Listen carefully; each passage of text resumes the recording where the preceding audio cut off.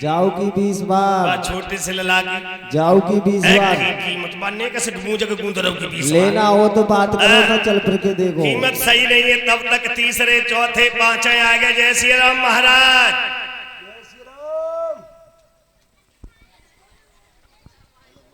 इस हट्टे गट्टे की कीमत बताओ। 20 बार सोना लेने आए हो कि वैसे ही मुड़ खप्पई करवे आए हो? पहले तो ये बताओ, मुड़ खप्पई करवे आए हो कि लेवे आए हो?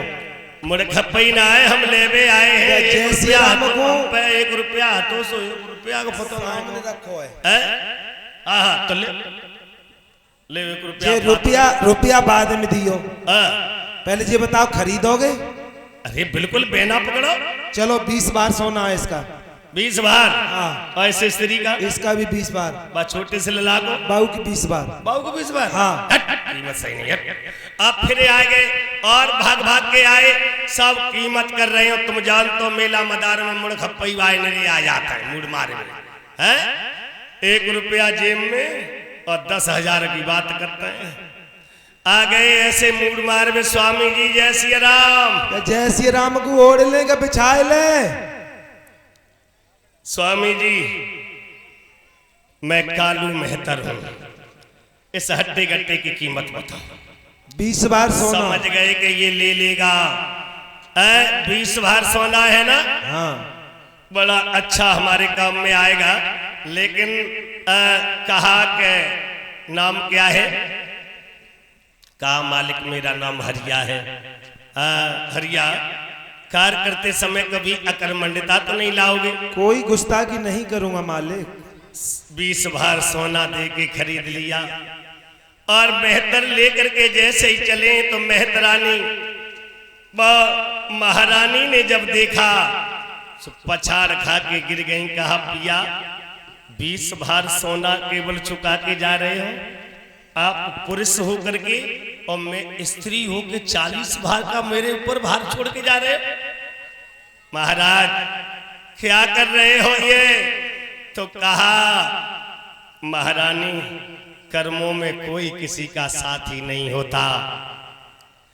कर्मों में मैं अपने कर्म पथ पर जा रहा हूं, तुम अपने कर्म पथ पर जाना। और ऐसे कहकर के महाराज जब चले सो दुखिया रोने लगी। सारे दिन रोती रही। संध्या के वक्त में ब्राह्मण देवता आ गए। उन्होंने मैया तारा को खरीद लिया 20 बार सोना देके, लेकिन छोटा सा बेटा रह गया। सो दुखिया फपक फपक के रोने लगी। कहे दयालु ब्राह्मण देव, अगर तुम्हारे हृदय में जरा सी दया हो तो मेरा छोटा सा बेटा है रोहिदास जाऊ खरीद ले। पता नहीं कहो बेचारो मारो मारो फिरेगो। ब्राह्मण के हृदय में दया आ गई। 20 बार सोना दे करके उसे भी खरीद लिया और दोनों को लेकर के आ गए हैं। इधर ब्राह्मणी के काम में हाथ बटाने का काम दे दिया तारा को और बगिया से पुष्प लाने का काम दे दिया रोहिदास को। इधर कालू मेहतर ने हरिया हरिश्चंद्र को लगा दिया, अलकनंदा नदी से जल भर के लाओगे, काशी की गलियों में झाड़ू लगाओ।